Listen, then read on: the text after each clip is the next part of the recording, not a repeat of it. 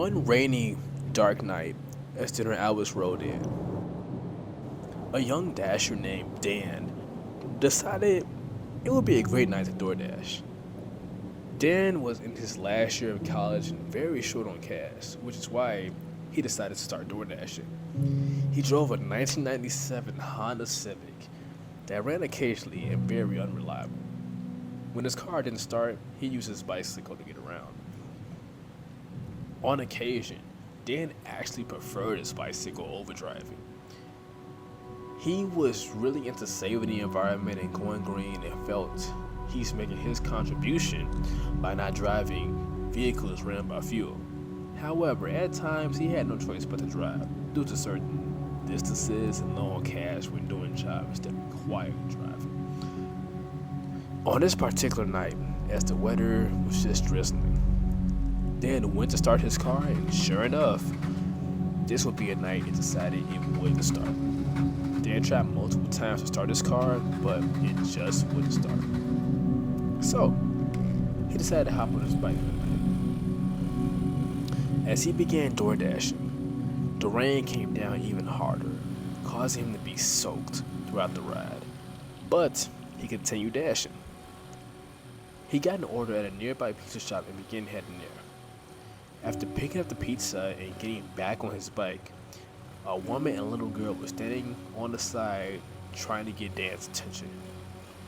"Sir, please, can you help us?" the woman said. Dan kept his guard up but looked at them briefly to make sure things were safe. What do you all need help with?" Dan asked. "I don't have a car. I need to get up some blocks away. Me and my daughter," the woman said. "Why could you call an Uber or something?" Dan asked. The woman said her phone was dead and every other driver has not been so kind to even stop and acknowledge. "I know you only have a bike, but we can make it work. Please, my daughter is wet and cold," the woman continued. Dan thought really hard about his next decision and he didn't want to take on a job. But he saw the little girl trying to get warm and... "Okay, hop on," Dan said. "I have an order I have to drop off first. Then we'll be headed to wherever you have to go," Dan confirmed. "Thank you so much for this," the woman said.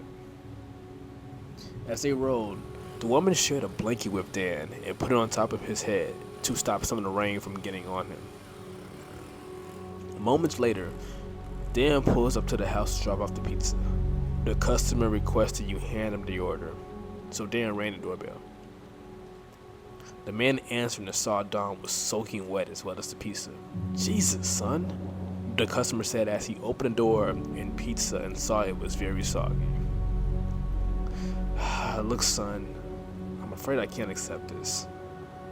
I think you need a car with a roof if you plan on doing this gig in the rain," the customer said. "I'm gonna have to get this a 1-star," the customer continued. But before he finished the rating, he noticed a woman and a little girl on the bike in the background. "Hey, Sam, Ellie," the customer shouted. The woman and the little girl looked at him and said, "Dad." This threw Dan off guard in the moment. "Come inside. Hurry, hurry, get out of the rain," the customer quickly said. The girls rushed inside for warmth. "We got stranded, my phone died, and I couldn't call an Uber home. Luckily, this young man picked us up. He was so nice to do it," Sam said. This made the customer second guess Dan. "Oh, really? Well, thank you, young man," the customer said. "You are welcome," Dan said. "Here, I'll give you a tip for bringing my daughter and granddaughter home safe and sound. Don't worry about the pizza. It's the least I can do," the customer said as he went ahead and gave Dan a $100 tip. "Wow, thanks, sir. I really appreciate it," Dan said.